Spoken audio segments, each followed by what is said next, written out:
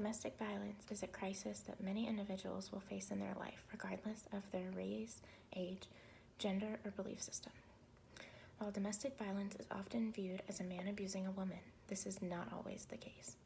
The National Coalition Against Domestic Violence states that 1 in 4 women and 1 in 9 men experience severe intimate partner physical violence, intimate partner contact sexual violence, and or intimate partner stalking with impacts such as injury, fearfulness, post-traumatic stress disorder, use of victim services, contraction of sexually transmitted diseases, and so much more.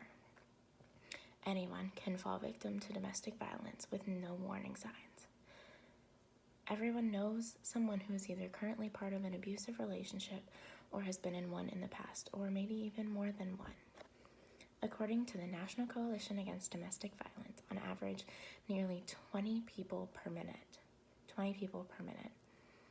are physically abused by an intimate partner in the United States.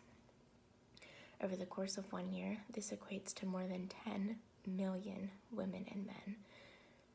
Being in an abusive relationship of any kind can create a type of post-traumatic stress disorder known as battered woman syndrome. With this syndrome, the victim often feels that they will never be able to get out of the situation, that this is what they deserve, and it can also encourage them from refraining from pressing charges against their abuser. And when they refuse that, it's enabling their abuser to continue doing what they're doing. The definition of domestic violence can range widely from person to person.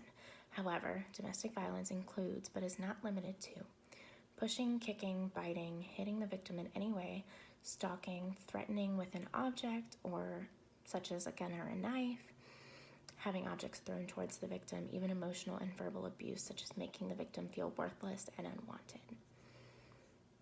When discussing possible interventions, many individuals in today's society hold the belief that the victim should just leave, and very many don't understand why leaving is not as near as easy as it sounds.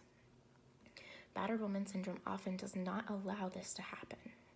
While many public opinions are negative, there are many services for those in need. There are thousands of shelters for women and children across the nation that will help empower victims to move forward and recover.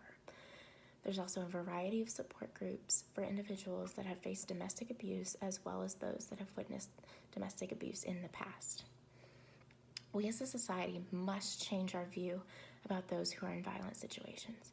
Every single person can help by spreading awareness of the community that is domestic violence, as well as the signs and symptoms of battered woman syndrome. We must also uplift and encourage those that we know facing this issue by letting them know that there is a way out and that they can live beautiful lives despite facing domestic violence.